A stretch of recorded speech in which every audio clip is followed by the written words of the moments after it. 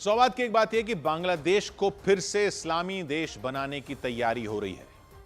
पाकिस्तान से जब बांग्लादेश अलग हुआ था तो शेख मुजीब ने बांग्लादेश को धर्मनिरपेक्ष बनाया था, फिर उनको मार दिया गया और जनरल जिया ने उनके संविधान से सेकुलर शब्द हटा दिया। बाद में जनरल इरशाद ने तो इस्लाम को बांग्लादेश का स्टेट रिलीजन ही घोषित कर दिया था, लेकिन 2010 में वहां की सुप्रीम कोर्ट ने फैसला सुनाया कि बांग्लादेश के संविधान से सेकुलर शब्द हटाना गलत था, तो फिर संविधान सेकुलर हो गया।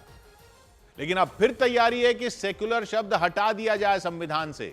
वहां के अटॉर्नी जनरल ने मांग कर दी है। उन्होंने मांग कर दी कि जब 90% जनता मुस्लिम है तो देश धर्मनिरपेक्ष होने का मतलब ही नहीं है, इस्लामी राष्ट्र होना चाहिए। यानी हो जाएगा, तैयारी नहीं हो रही होती तो ऐसी बात सामने ही नहीं आती। तो इसमें हमें क्या, वो जाने उनका देश जाने। बात तो सही है कि ये उनका अपना मामला है, लेकिन यही तो आरोप मुसलमानों पर लगता है दुनिया भर में, और हमारे यहां भी ये बात कई बार उठती है कि मुस्लिम जब माइनॉरिटी में होते हैं तो वहां तो सेकुलर झंडा थाम लेते हैं, जहां ज्यादा होते हैं वहां इस्लामी राष्ट्र बन जाता है। वहां के अटॉर्नी जनरल ने भी तो यही कहा ना कि हम 90% हैं, इसलिए धर्मनिरपेक्ष शब्द हटा दो।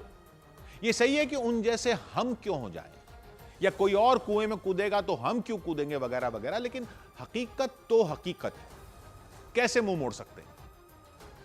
पाकिस्तान जब बना था तो मोहम्मद अली जिन्ना ने वो जो मशहूर भाषण दिया था उसका हवाला देकर ही तो लोग कहते रहते हैं कि वो तो सेकुलर देश बनाना चाहते थे। आडवाणी जी भी जब उनकी मजार पर गए थे तब भी ये बात आई थी। अरे भाषण जरूर दे दिया होगा उन्होंने कि हिंदुओं को अपने मंदिरों में जाने की आजादी होगी और अपने धर्म का पालन करने की आजादी होगी, लेकिन हुआ क्या? बना तो वो आखिर इस्लामी देश ही ना। और जुल्म हो रहे हैं हिंदुओं पर वहां या नहीं हो रहे हैं?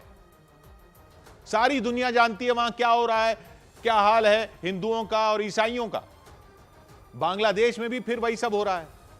तो इस इल्जाम को बल नहीं मिलेगा कि जहां भी मुस्लिम माइनॉरिटी में होते हैं वहीं पर मानवाधिकारों और धर्मनिरपेक्षता की बड़ी बड़ी बातें होती हैं, और जहां मेजॉरिटी में आते हैं वहां दूसरे धर्मों की आजादी और धर्मनिरपेक्षता गायब हो जाती है। बांग्लादेश में बहुत साल तक बहुत सारे मुसलमानों ने इसको गलत साबित किया है, यह भी हकीकत है।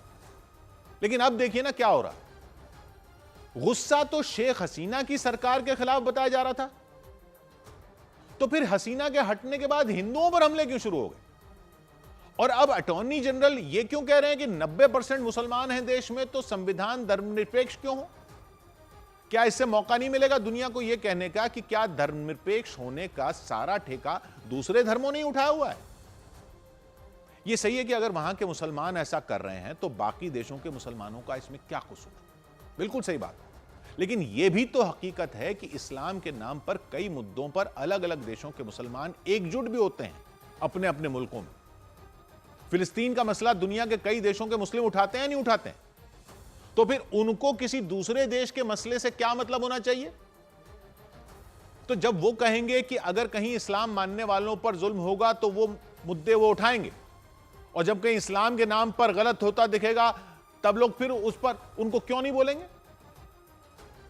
इसको यह कहकर मत टालिए कि दूसरे देश के मसले क्यों देखें, आओ अपने देश की बात करो, यहां के मसलों पर ध्यान दो वगैरह वगैरह। गाजा में अगर मानवाधिकार होने चाहिए, यह आवाज बुलंद करनी है तो बांग्लादेश पर भी तो बोलना होगा।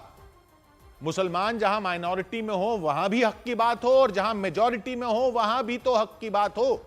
यह थोड़ा ही कि जहां मेजॉरिटी वहां इस्लाम इस्लाम इस्लाम, और जहां माइनॉरिटी वहां सेकुलर सेकुलर सेकुलर।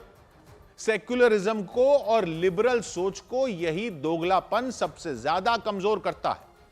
100 बात की एक बात।